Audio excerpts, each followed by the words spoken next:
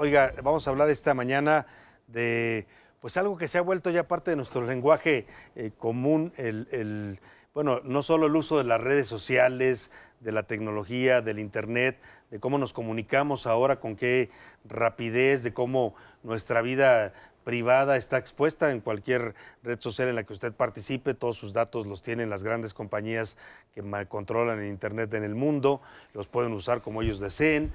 La falta de reglas a veces para el uso de la libertad de expresión en estas redes sociales, qué tanto es información lo que circula en ellas, qué tanto es información falsa, y por eso le decía que hablamos de algo muy en boga, que son las llamadas fake news. Está con nosotros esta mañana, vamos a hablar de un libro que trata de todo esto que le comentaba, Ulrich Richter Morales, abogado, jurista, y bueno, autor de este libro, El Ciudadano Digital, Fake News y Posverdad en la Era del Internet. Un tema pues no solo muy actual, sino muy necesario empezar a discutir sobre esto. Ulrich, bienvenido. Muchas gracias, Salvador. Qué gusto tenerte aquí.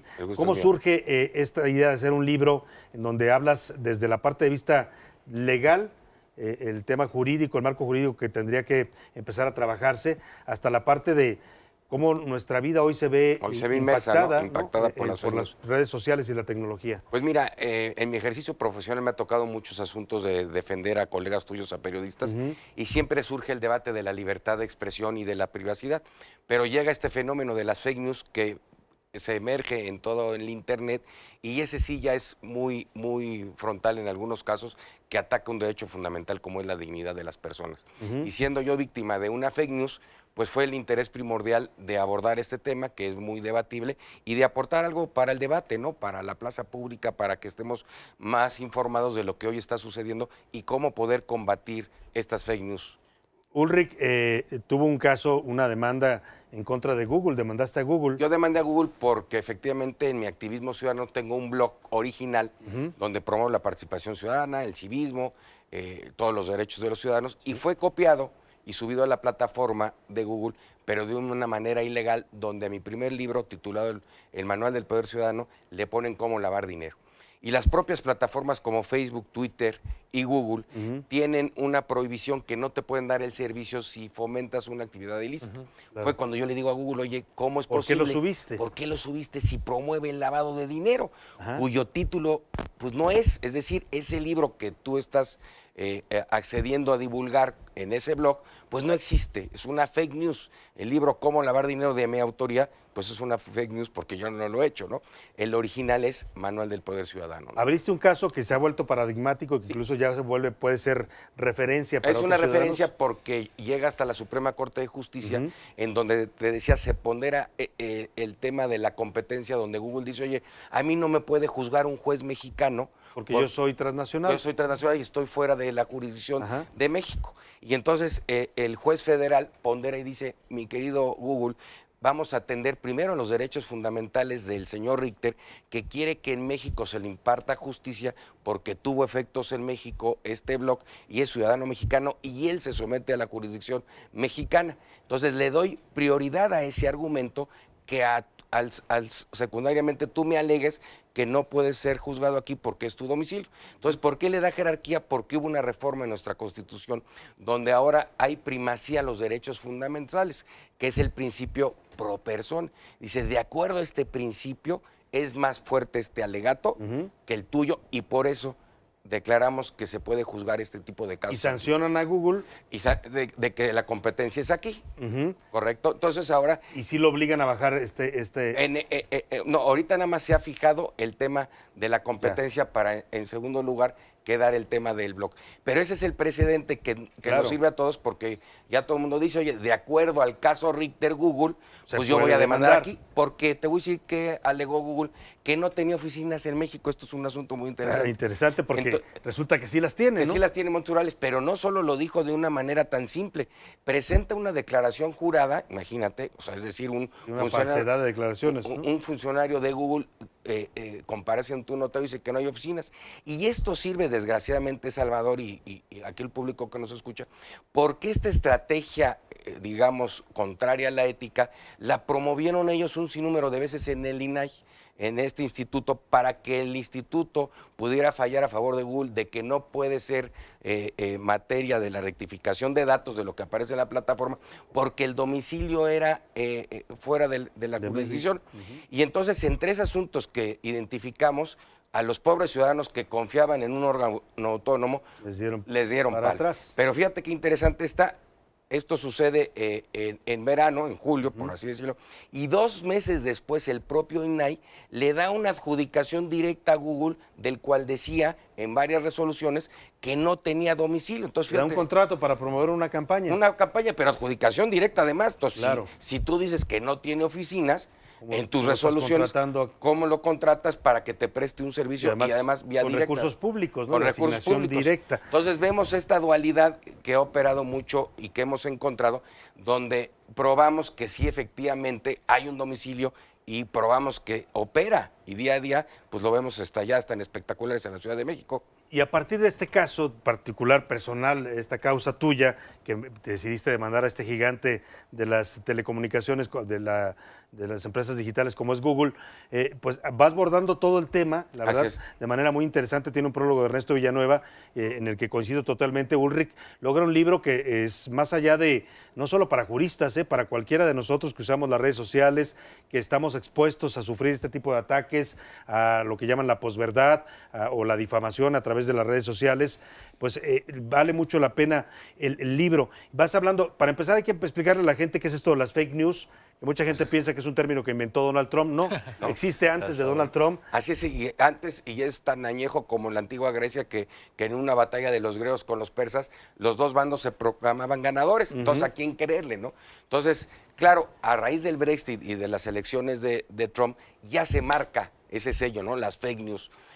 Y Donald Trump lo populariza, ¿no? La expresión, que son aquellas noticias falsas, y ya las encontramos hoy en la atmósfera, y es un tema que está en la actualidad, desgraciadamente, contaminando pues todo este tema del Internet. Básicamente son noticias falsas que se quieren hacer parecer como verdaderas, que se meten a las redes sociales y que por ahí van circulando, a veces hasta que las levanta algún medio prestigiado, medio de comunicación, y entonces se vuelve una noticia, cuando su origen es totalmente falso. Esas son las fake news, pero ¿la posverdad qué es? Pues mira, esta posverdad, que es la era que nos ha inaugurado las fake news, pues es repetir una mentira varias veces para que se considere verdad.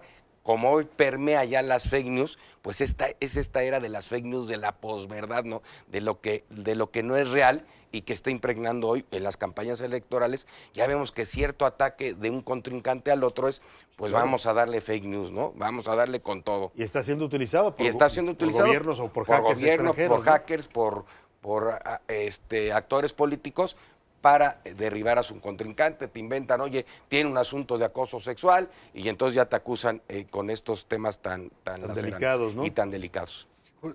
Jurídicamente, ¿cómo respaldarte en este tipo de fake news al estar bajo una investigación? Lo que decía ahorita, ¿no? A lo mejor al contrincante se le publica alguna noticia falsa. ¿Tenemos nosotros algún respaldo jurídico detrás, o por ser Internet y que no hay reglamentación? Mira, como tú bien lo dices, aquí el mundo del Internet da mucha cabida a cuestiones ilegales porque no hay una regulación tajante. Pero sí hay los postulados y los principios en nuestro derecho. Fíjate que ha sido vanguardista, los legisladores que te comenté en la reforma y el Poder Judicial de la Federación sí están, ahora sí te digo, con todo este tema muy actuales. Y las propias plataformas sí tienen ya ahora sus propias políticas derivado para tratar de identificar, o que tú puedas acceder a las propias plataformas y denunciar que es una fake news. El problema es si te harán caso o no te harán caso. En mi caso, yo denuncié esta fake news y no me hicieron caso, por eso tuve que acudir a los tribunales. Entonces es lamentable que las propias plataformas tengan sus procesos para detectar las fake news y tratar de eliminarlo y no lo hagan, ¿no? Y no las aplican. Y no las aplican, a raíz de que cada día vemos que también ellas están inmersas en varios escándalos como Cambridge Analytica de Facebook y ahora el robo de identidad en Google, ¿no? De Google, pues entonces nos vienen con un discurso que yo diría, Salvador, que es de posverdad. Es que voy a crear un algoritmo, ¿no? Y Pues si vemos que no lo aplicas, entonces será un discurso de posverdad o sí será una realidad que vas a aplicar estos algoritmos para tratar de tener un antídoto, una vacuna contra las fake news. Ahora, el libro de Ulrich Richter, El Ciudadano Digital, trata precisamente de esto. ¿Dónde están los límites entre lo que es legal, lo que es libertad de expresión Así es. y hasta dónde podría regularse el Internet? Algo que se ha intentado en México. Algo que Recordamos se ha intentado. algunas iniciativas que luego se fueron Así es. por y la yo polémica. Por eso pongo hoy el ejemplo que es más fácil ahorita ver la regulación de la marihuana que del Internet. Internet. Porque viene ese dilema, ¿no? Se empieza que si es censura. Hay censura, que si por nos ejemplo, quieren- del derecho al olvido que se trata en el libro, Ajá. que hay que explicarle a los televidentes, bueno, ¿qué se requiere en el derecho al olvido? Dicen, bueno, ya hay que olvidar esta escena, este reportaje, porque ya a la gente no le interesa, ya no tiene interés público porque tiene datos míos que me pueden doler. Entonces se ha utilizado también esta nueva fórmula en Europa del derecho al olvido, pero las plataformas han dicho, oye, en el derecho al olvido sí me están censurando. Y yo apunto en el libro que en el derecho al olvido hay noticias que son reales, Salvador. Fíjate Claro. qué interesante. Oye, pues sí, esta noticia fue real, pero bueno, por el transcurso del tiempo y por los datos de privacidad que hay, quieren que se quite, pero fíjate qué interesante. Pero es real, contrario al tratamiento de una fake news que no fue es falsa. real. O en casos Así es. donde fuiste juzgado por un delito que fuiste exonerado y ahí se queda la información. Así es Pero el por vida, ejemplo ¿no? que planteamos reciente de un juez en Londres que le llega un caso con una persona que dice, yo fui exonerado hace 5 años, ya a la gente no le interesa. Y ahí sigue en el Y ahí sí, Internet. y entonces el juez dijo, ya no es interés, que siga, Que lo borren. Pero las plataformas, imagínate, una serie de esos casos, pues van perdiendo este gran poder que tienen de decir, yo tengo tu información, por eso yo he bautizado a Google como el nuevo oráculo. Si tú quieres saber de ti o de mí, Pues, pregúntale al oráculo. googlea. Googlea. Y son 4 empresas las que tú mencionas que tienen hasta un nombre, Sí. ¿no? Es Google, Apple, Facebook Y Twitter. y Twitter. Entonces ahí, y más principalmente el motor de búsqueda, que es evidentemente una gran creación de inteligencia artificial de sus fundadores, y yo le llamo por eso el nuevo oráculo de la antigua Grecia.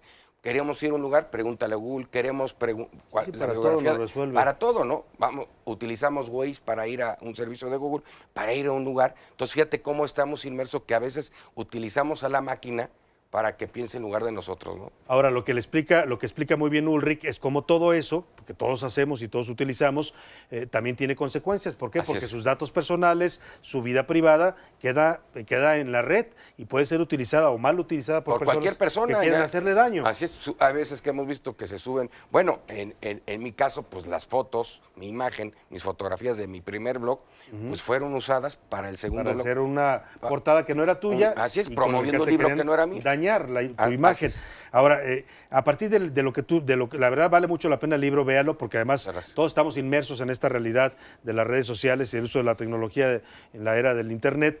Así es que hay que estar enterados de dónde están los límites para nuestros derechos. Te pregunto, Ulrich, después de hacer este interesante tratado, esta exposición en este libro, ¿es viable una regulación? ¿Tiene que venir por parte del Estado, en el caso, por ejemplo, de México, o tiene que ser una autorregulación de las propias empresas que apliquen lo que nos decías, estas formas que sí tienen para Formas que controlar sí la información, tienen, pero que no quieren? Que no quieren porque pues, su mayor interés pues, es vender publicidad y a costa de que nosotros, fíjate, por ejemplo, en Facebook, pues su mayor activo son nuestras fotos, ¿no? Que, Claro. ¿no? Son nuestras fotos y con eso ve el emporio que han hecho, ¿no? Entonces yo creo que ellos son muy reticentes estos grandes gigantes y han incluso desafiado para los temas de regulación, pues a las propias autoridades. Vemos la multa a Google por 4.500 millones de dólares de la Unión Europea y siempre estos gigantes tecnológicos las han desafiado. Vemos el caso Tesla, como dice, voy a delistarlo en Twitter de la bolsa y le llega a la autoridad, porque una característica de estos últimos recientes líderes tecnológicos es desafiar a la autoridad porque ellos traen un postulado de que van a ser una máquina más perfecta que el ser humano. Y mi pregunta es, pues no, que la máquina de Google era tan perfecta que ya le robaron un montón de datos, De ¿no? datos, sí. De datos, ¿no? Lo saquearon, literalmente. Lo saquearon, ¿no? Es muy interesante porque también llegas a ese punto, al tema de la inteligencia artificial. A la inteligencia artificial, a los datos, que es el nuevo petróleo, y el Internet de las cosas, todas estas cosas novedosas que efectivamente esta tecnología pues nos está cambiando la forma de convivir de todos nosotros. Como Tú decías de la forma de convivir, de comunicarnos y hasta de pensar. Hasta de pensar y de las transacciones financieras. Bueno, Hasta el dinero, los hasta el famosos dinero. bitcoins y los Bitcoin, todo lo que está, criptomonedas se llaman. todo lo que está transformando con una velocidad como la luz, ¿no? Rapidísimo. Pues si usted quiere estar al tanto de todo esto que está pasando y en el que estamos inmersos, ¿no? A veces sin darnos cuenta de las consecuencias, de los alcances, de los límites, hay que leer El Ciudadano Digital de Ulrich Richter Morales, editorial Océano, Fake News y Posverdad en la era del Internet. Y bueno, para que usted lo lea, hay que buscarlo, ya están todas las librerías, Ya supongo. están todas las librerías. En plataformas digitales En también. plataformas digitales. Lo puede usted buscar, ¿lo vas a presentar? ¿Ya lo presentaste? Ya lo presentamos, pero estamos siguiendo con presentaciones. Mucho lo que tú decías es en las universidades, porque hay periodistas, la materia de licenciado en comunicación y abogados están muy interesados en este libro. Claro. Vamos a Tlaxcala, ya fuimos a La Salle, estamos con todos los alumnos para estas inquietudes y polémicas que se han Pues ojalá que se surgido. siga difundiendo, porque es algo en lo que hay que Muchas estar gracias. enterados todos y, bueno, informados sobre estos temas que nos afectan y nos atañen.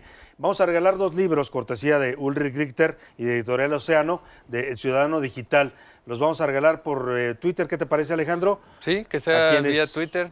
A quienes nos digan, a ver, cuáles son los 4 gigantes de del Internet Del que Internet. acabamos de mencionar, ¿no? Los 4 gigantes, ya los dijimos, las 4 empresas que controlan la mayor parte de las redes sociales y los motores de búsqueda. Mándenos nada más, son estas 4 empresas y se lleva usted uno de los 2 libros que vamos a regalar del Ciudadano Digital de Ulrich Richter. Felicidades por el No, libro, muchas gracias, Salvador. mucho Alejandro, éxito gracias. y que se siga difundiendo y que sigamos enterándonos de esto, de cómo también podemos protegernos ante estos gigantes, ¿no? Muchas gracias. Muchas